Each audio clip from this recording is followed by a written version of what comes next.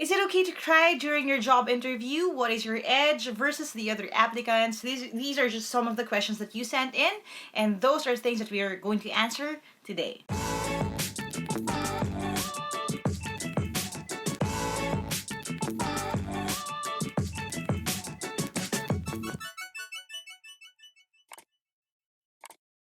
Hi there! Thank you for checking out my channel. Thank you for clicking on this video. If this is the first video that you're watching from my channel, I make educational and motivational content. So if you don't want to miss any of my new uploads, don't forget to hit subscribe and hit that bell icon. Now, itong video na ito is part of my Get Hired playlist in which I try to help you land your dream job. And if you haven't seen my other videos sa series na ito yet, you can click right here sa I button to catch up. We already talked about how to write your resume, what to wear sa job interview, some of the answers na pwede nyo isagot sa mga madalas na itanong katulad ng tell me something about yourself and why should I hire you. All of those things are found dito sa playlist na yan.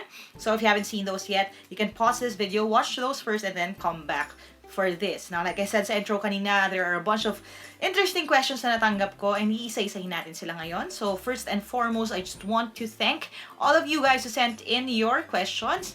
I appreciate you guys doing that kasi by you sharing yung question na meron ka, you are actually helping thousands of other people na manonood ng video na ito kasi yung question ninyo ay maybe something tanong din nila. Alright? So, isa-isahin natin ngayon. The first question is this. Sabi ni Meme, what if po is yung reason ng resignation mo sa previous job is health issues? Pwede po ba namin i-open yan sa job interview if tanungin yung reason? Kung bakit ka nag-resign or better na hindi na lang po sabihin yung about that? Now, honestly, sa akin, and doon na rin tayo, pinreface ko na ng honestly, no? Pero sa akin, very important na ng honesty pagdating sa job interview. So, if that really is the reason why you had to resign do sa inyong previous job, then do say that. Bakit?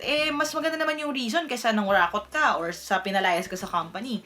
Mas maganda pa rin yung reason na yun. So, just be honest about it. But, it's all about the way then that you present the answer. So, what you could say would be something na totoo, pero maging in control ka dun sa kung paano matatanggap yung information na yan. Let me give you a quick example, no? Kunyari, kung health reasons na kung bakit ka nag-resign, which I also experienced before, ang pwede mo sabihin would be, I actually was working long hours then, and I wasn't getting enough sleep, and my body just kind of quit on me. I knew I had to pay attention to my health because that's the only thing that I can hold on to, and I really want to prioritize that before I experience any long-term effects. So I had to sadly step down from my position and leave a company that I actually cared for. But I think that's all for the good. And now I'm ready to join the workforce. I'm 100% ready and I'm excited to work with you. So something like that, off the top of my head, you can say, kasi ang mga parts nung statement na yun would be this, acknowledging that that is the reason, acknowledging that sumobra ka ng sipag kaya ka nagkasakit. Wow. So hindi ka naman nagkasakit dahil lang alam mo, nagbibisyo ka. Hindi. Sumobra ka ng sipag, hindi ka nakatutulog kasi overtime ka na overtime. Ganun ka ka-dedicated sa work mo. And then you're also saying na, ay, nung umalis ako sa kumpanya, it was sad, I didn't want to do that, but I had to. Ma-establish mo rin na hindi ka naman talaga pinalis ng company mo, hindi ka pinag-resign dahil lagi kang naka-SL. And then you can now say na ngayon, you're 100% healthy, 100% ready ka to serve them and to join their company. So, all of these things you were able to say in just that statement na sinasagot mo yung tanong na yon. Versus something like this. Ay, oo nga po nag-resign ako sa kumpanya kasi sobra sila doon. Grabe yung pagpapahirap sa amin. Hindi kami nakakatulog sa sobrang dami ng trabaho, hindi kami nakakain ng sa oras. So, syempre magkakasakit ka. So, nag-resign na po ako kasi baka ikamatay ko pa yung pagpunta doon. At saka po alam sa totoo lang, mula bata ako, talagang masasakitin ako So, ever since talaga, every year ako nako-confine. Kahit nung bata ako, lagi kaming may sakit. Talagang mahina ang katawan ko. Kaya talagang sabi ko, okay na tong trabaho na to kasi malapit naman sa bahay namin. And siguro naman magtatagal na ako ngayon dito. Something like that, again, would be answering the exact same question. But maliban sa sobrang honest ka, you're actually saying different things. Kasi what you're saying then would be, it was the company's fault that I got sick and that ay, lagi naman ako may sakit, so sickly talaga ako, so probably mangyayari din yun uli dun sa company ninyo. And I'm actually forced to apply to this company kasi mas madali siya, at saka baka naman siguro hindi naman ako magkakasakit dito kasi mas madali ang trabaho sa inyo. So, ibig sabihin, yung attitude mo towards working is different versus yung first statement.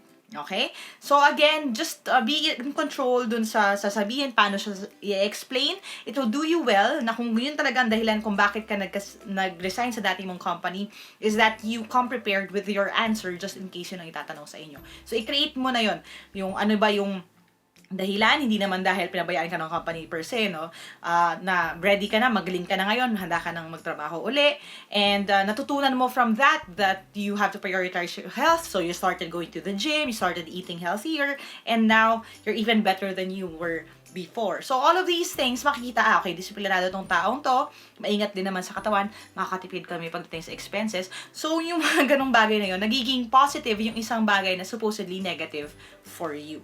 So, it's all about that, crafting the way that you're going to present the information na you're not lying naman, pero iba yung message that comes across kasi mas positive siya than negative. Next question, sabi ni ASE Cooking Tutorials, Coach Lyqa, pwede niyo po ba isama kung paano makapasok sa government after passing CSE PPT kahit walang backer? Kasi nababalitaan ko kailangan daw may backer para makapasok sa government aside from looking online. Salamat po.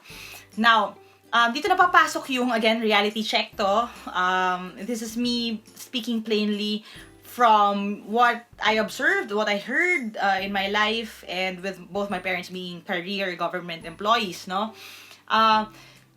Usapang backer. Now, first and foremost, a lot of people are very upset dahil nga daw may backer system sa government.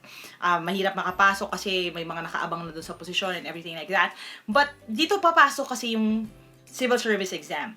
So, kaya ako ay for civil service exam ako. Ano yung sabihin nun? Ako pabor na merong civil service exam versus wala.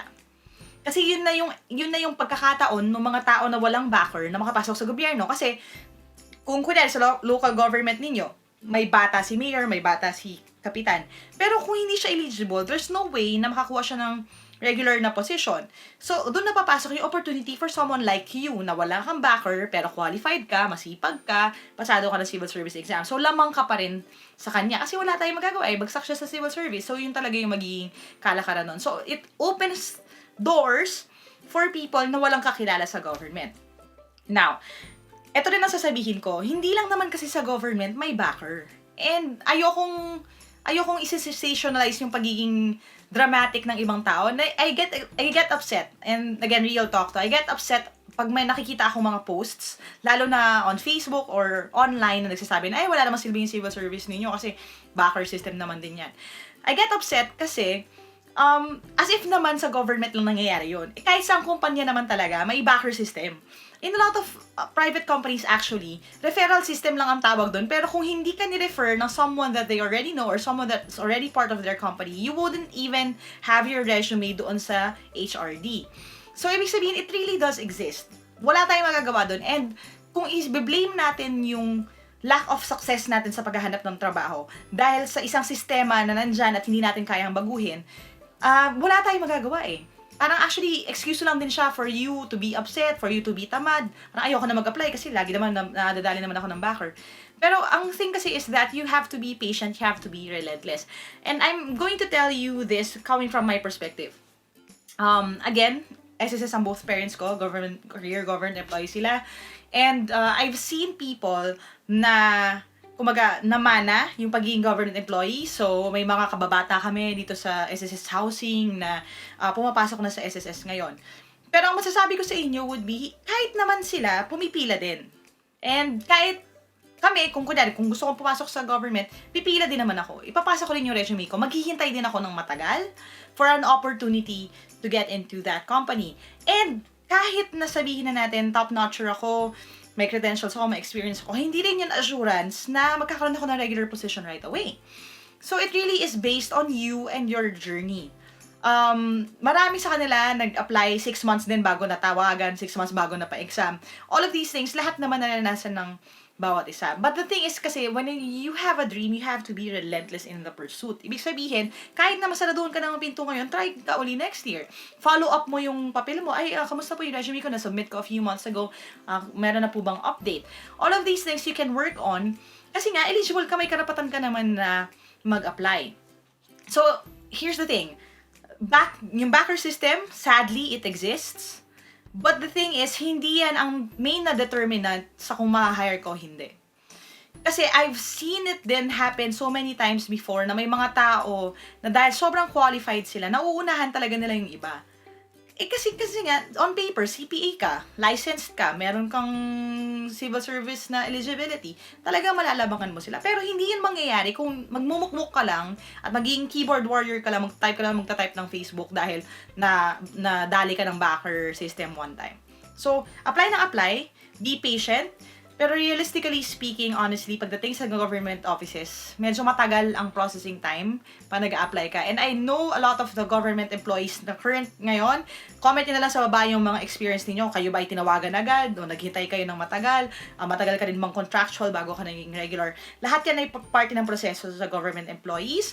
Kaya nga, it requires a lot of dedication, patience, at pagmamahal sa trabaho para magtagal sila dun sa mga government positions. Yan ang napapansin ko. So, kung hindi ka dedicated, hindi ka in love sa ginagawa mo, hindi ka talaga tatagal sa gobyerno. Kasi medyo mas mabagal yung processing. Versus yung, sabihin na natin, mag-apply ka sa isang BPO company, pasok ka ng call center agent. Minsan, ngayong morning ang exam mo, may interview ka ng hapon, kinabukasan, papasok ka na. So, hindi mo siya i-expect na ganun-ganon yung mangyayari kung papasok ka sa government. Pero wala tayong magagawa. Anong gagawin natin doon sa backer system? Ganun talaga. Kaya lang, kung magmumukmuk at matagal kang magsasama ng loob, ikaw ang talo. Kasi kahit na umiyak-iyak ka dyan, magnguyngуй ka dyan sa Facebook, mag-viral pa ang post mo, at marami mag-comment at mag-share, walang may tutulong sa career mo yon. If anything, baka detriment pa yan sa career mo kasi pag nakita ng ibang HR na, ay, nagnguyngуй ito sa Facebook, baka yun pa ang dahilan kung bakit hindi ka nila i-hire. So, yan ang sad part ng pagiging Pilipino minsan and pagiging, well, hindi lang Pilipino pero kahit sa ibang bansa, ganyan din naman. These are just things that we cannot control. So we need to adjust better. And the world belongs sa mga people na mabilis mag-move on. So kung nasaktan ka ng backer system before, move on ka uli, apply ka uli, hanap ka na ibang company, ibang agency na para sa'yo. Kasi kung hindi ka man natanggap doon, meron talagang magbubukas din para sa'yo. Meron akong mga previous students na gano'n, may mga kinakapatid ako, may mga kaibigan ako, kababata ako na gano'n din yung naranasan nila. So hindi yan bago, and we just need to roll with the punches, as they say. Okay? So, yun na muna. Tiyagaan lang yan kahit na wala kang backer.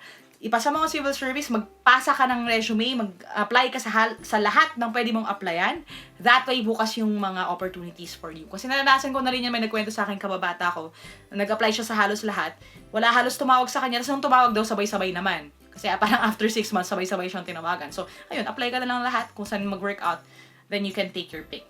That's my thing. Okay? Next question tayo. Sabi ni Primo Loco, what is your edge versus another applicant? Sana daw masama na topic. So, again, hindi ko na ito i-video ng full length na hiwalay kasi I think I can answer that here naman, well, fairly shortly, no? Now, Primo, ito yung dahilan kung bakit hindi ko to masagot ng simple lang eh. Kasi, itong tanong na ito, it's all based on who you are, ano ang sitwasyon mo, sino ka, ano ang strengths mo. Kasi, marami na nagpapadala sa akin ng ganitong tanong kahit sa Facebook page eh. Sabi na, ano po yung sasabihin ko pag tinanong ako kung ano yung edge ko? Honestly, yung makakasagot nun would be ikaw. Kasi ikaw may kakilala sa sarili mo. Ikaw may alam kung ano ang kakayanan mo. Kasi I cannot speak for you. Kasi I can't make promises that you won't be able to keep.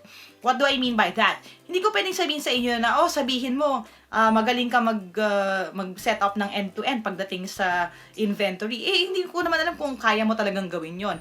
And the thing with job interviews is, don't lie. Kasi, pagdating dun sa matetest talaga yung skill set na yun, tapos hindi mo pala alam, ikaw din yung kawawa kasi mapapahiya ka kasi sabihin sa'yo, di ba sabi mo kaya mo yung inventory end-to-end mula sa pagpasok niyan hanggang sa pagpapalabas, dapat alam mo yung logistics niyan, di ba? O babalik din sa'yo, so ikaw yung kawawa. So, ano ang kailangan mong maggawin para masagot mo to ng tama? Look inward. Ano yung, meron ka talaga, ano talaga yung skill mo? So, for example, ako, personally, dati akong nag-work sa HR. Kung gusto ko ngayon mag-apply for another HR position, at tinanong ako anong edge ko sa ibang applicants. Hindi ako lalamang na experience kasi for the past few years, ang ginagawa ko is making YouTube videos. So, anong pwede kong sabihin na nandun sa field or nandun dun sa role na i-take on ko sa task na yon? So, what I would say would be something like this. Well, my very first corporate job was as an interim HRD head for a marketing agency. And for that company, since they've never had an HR department before, I actually set up the entire thing. Everything from their organizational chart, from the intake of employees, from asking employees questions who are heading out the door. I made everything. I made the handbooks, the rules, the guidelines. I set up all of their memos. Before I left the company, they had a good working knowledge of what an HR department does, and I actually left the company in better hands. So all of these things, again, kahit na yung HR experience ko honestly was way back in 2011, 2012, nasabi ko na anong edge ko. Ang edge ko would be, kulang man ang experience ko right now, kasi mas marami siguro yung experience ng mga kasabayan ko. Pero ang edge ko is, naranasan ko yung setup simula, di ba? Mula pagkakasilang ng HR department hanggang sa dulo. Kasi yung dati kong trabaho, end-to-end. Walang may alam, walang nakasetup na HR. Ako talaga nagsimula lahat. Ako gumawa ng handbook nila, ako gumawa ng memo nila. So, ang edge ko is not sa haba ng experience sa isang kumpanya. Ang edge ko is sa dami ng experience. Kasi, naanan ko lahat. Hindi lang payroll lang ginawa ko. Hindi lang shift ang ginawa ko. Hindi lang job interviews ang ginawa ko. Lahat ginawa ko kasi dati, ako lang yung HR dun sa isang malaking kumpanya. So, yun yung naging edge ko kasi nga, yun yung totoo sa buhay ko. So, ano ba yung totoo sa inyo? Now, kung wala ka talaga, and I feel bad saying this, pero let's just be real, no? Kung wala ka talagang edge sa mga kalaban mo, as in, fresh grad ka, hindi ka naman nag-Latin honors, wala ka namang seminars, wala kang other skills, what you could say, and this is very generic, very safe, kung sino ka man, baka makatulong sa'yo itong sagot na to. Pero what you could say would be this. Honestly, ma'am, I know that I may not be the smartest candidate. I may not be the best candidate when it comes to our resumes. I may not have the most experience. But the one thing that I can be very proud about and I'm very confident about is how hard I work.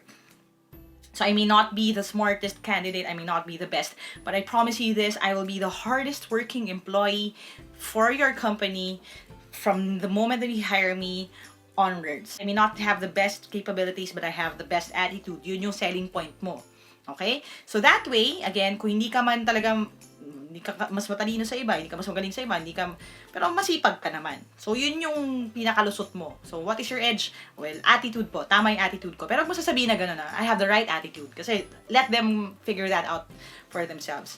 Now, there's something actually that you may not notice na makakatulong sa inyo, no? And probably, yung iba sa inyo, hindi nyo na may mention to sa job interview, hindi nyo kasi alam na magagamit nyo siya, no? Pero kung kagaya ko, kayo yung tipo ng estudyante na raketera, rumaraket kayo kahit nung estudyante pa kayo to buy cellphone or yung clothes na gusto mo, kung rumaraket ka para magkaroon ka ng dagdag na expenses, or better yet, if you put yourself through school, as in nagsipag ka para magpatuition mo yung sarili mo or mapaaral mo yung mga kapatid mo, yan actually would be a good na leverage pagdating dun sa ganyang klaseng tanong.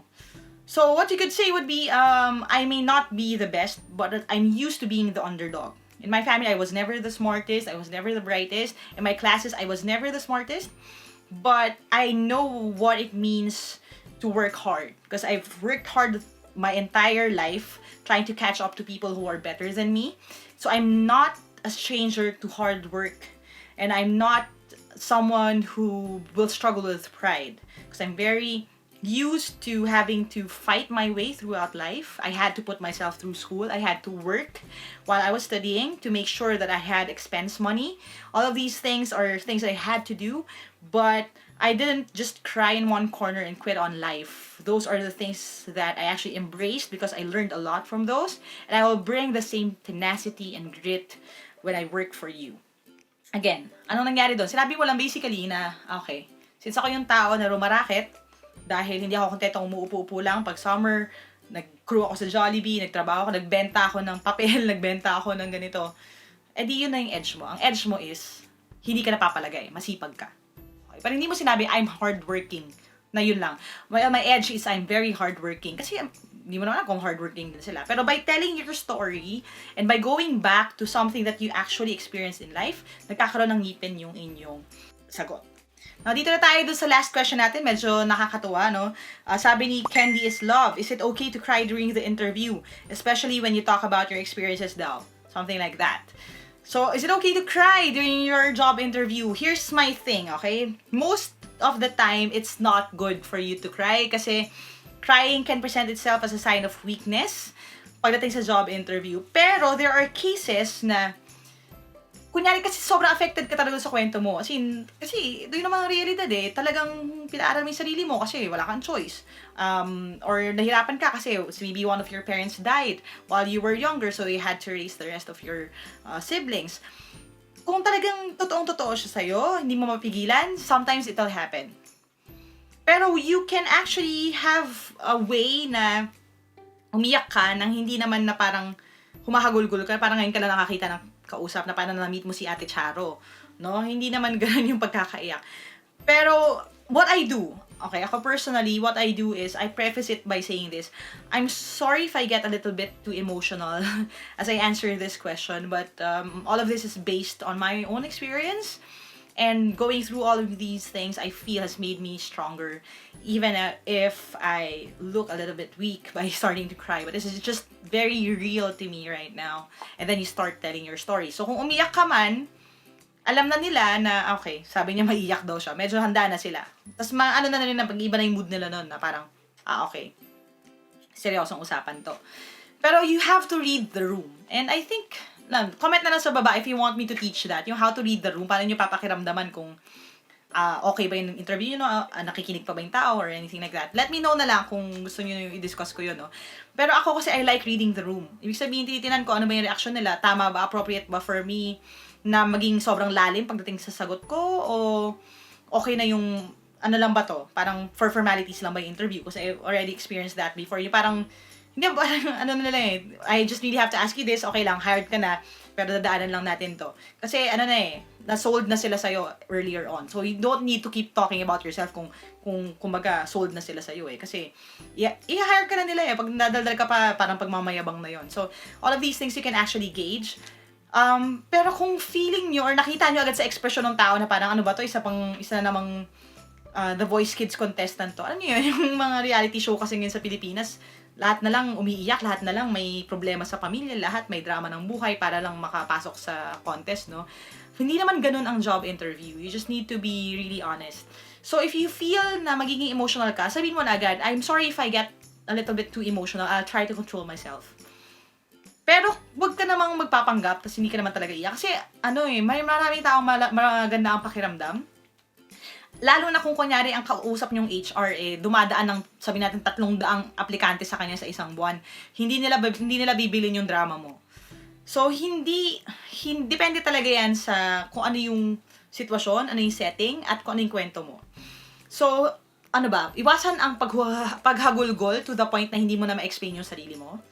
Iwasan niyo yung pag-iyak na hindi na maintindihan yung sinasabi ninyo. Kung feeling mo maiiyak ka, umiyak ka na bago ka pumasok sa job interview. Parang law school lang din, no? Ganun ang galawan sa law school. Iyak ka na sa CR bago ka pumasok sa resit, eh. Pero ganun yung gagawin mo. Kasi dapat level-headed ka. Kasi tandaan mo, ang pinapasukan mo, hindi PBB house. Ang pinapasukan mo, trabaho. So, you're expected to be professional dun sa sitwasyon na yon. Ang downside kasi kung iyakin ka pagdating sa interview is isipin nila, paano pag may conflict sa opisina? Paano pag merong problema, may issue, nagkaroon ng system error or nag-bug down yung mga machine, iiyak ka rin ba? Paano ka nabibigyan ng managerial position kung iyakin ka? So, magiging sign siya ng weakness. So, again, just be very sensitive about it. Try not to cry. Pero if you can't help but cry, just i-warn mo na sila. I'm sorry if I get too emotional. Let your voice crack. Okay lang yan. Pero don't go all out na iiyak nyo lahat ng mga psychological trauma ninyo. There's a proper avenue for that. Go seek help. Talk to a friend. Talk to a doctor. That's the right avenue for that. Hindi sa job interview. Okay? Alright, so medyo napahaba na yung video natin. I guess that's it for now. If you have any other questions or may mga gusto kayong malaman specifically about job interviews and about yung mga isasagot nyo sa mga ganong klaseng tanong, you can comment sa baba or reach out to me directly dun sa ating Facebook page for Get Hired. That's www.facebook.com/gethiredbyteam Lyqa. And if you want naman information on the reviewers, the review event, or yung mga other stuff that I do for free, you can go to our main page, www.facebook.com/Team Lyqa, for more information. Thank you guys, and if you haven't subscribed yet, subscribe, hit that bell para mapanood niyo yung mga susunod pang videos. There are more coming up. And as we always say dito sa team, never stop learning. Aja, kaya niyan. I'll see you in my next video, and bye for now.